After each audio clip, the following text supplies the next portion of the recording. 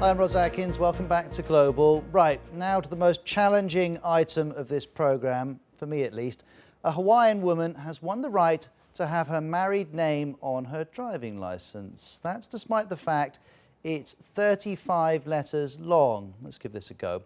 Janice Keihanai Kukawaka Hiho Lehae Kahauna Ele says her name means one who would stand up and get people to focus on one direction when there was chaos and confusion and help them emerge from disorder. Well, there's been some chaos and confusion as I've learned to say her name. It also means big trouble for news presenters all around the world. So my colleague Anne-Marie Tomczak has been out in the world's newsroom here at the BBC visiting some colleagues who know a thing or two about long names. Hi Roz, I've been practicing the pronunciation of that name all morning and I still haven't got it right. So we decided to see if the public could do any better. World's Newsroom went out onto the streets of London and here's what we found. Is this a real name? Genuinely. Surname? From where? Where's it? Hawaii. Kihan a Ku au kahi. Ai ku ka u a. Ka hi uli hika haunaili. What does it mean? That is ridiculous! Oh my god, I've never seen a name that long before. That is crazy. I'm sure this woman would be delighted with your pronunciation. Really? I don't think so. A pretty good attempt, I would say. Now, names are shared and inherited in so many different ways around the world. And with me to shed a little light on their own regions is Mani Vanan Thirumalai from the Tamil service and Priyath Liyanage from the Sinhala service.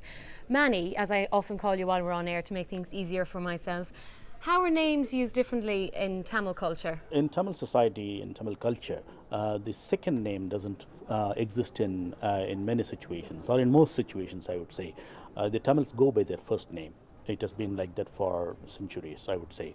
The second name is more recent because of the globalization and westernization of the cultures and the need for international travel especially.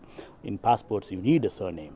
So the Tamil society has invented basically adding the dad's first name as a surname. In my case, for instance, my first name is Mani Vannan. And if you ask for my surname, I would say Thirumalai. This obviously is not my surname. This is my dad's first name. Mm-hmm. This definitely creates a lot of confusion when we come to live in this part of the world, because when formal communications to us are sent by my surname, like I'm called Mr. Thirumalai by my bank, and my wife is called Mr. Mani Vannan, and my wife is called Mrs. Thirumalai, which is a great deal of confusion, I wowould say.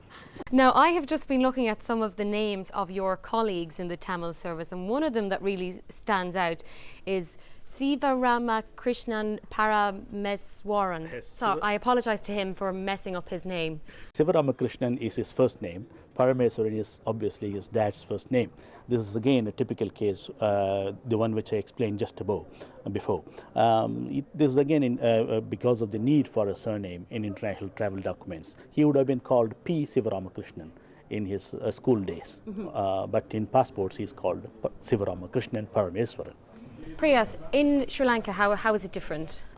It's different in the way the names are given to place the people, and feudal names were given to people, and they will tell what's the profession of the family. So my name is Liyanage. Liyanage means the scribes. Liyana is writing. So my ancestors were writers. So anybody can trace where you come from and what you did, what your family did. Do you have long names? Yeah, for instance, my mother's name is Hevavasam Gambaduarachigi Dona Prema Muriel. Come again? Hevavasam Gambaduarachigi Dona Prema Muriel. Wow. Did she have that on her driver's license? She never drove, but she wouldn't use the whole name because, in forms and things you don't have space. So she would use the initials. So like that, we use initials, and when the cricket team comes here, they always, the BBC pronunciation unit always rings us to find out how to pronounce the long names.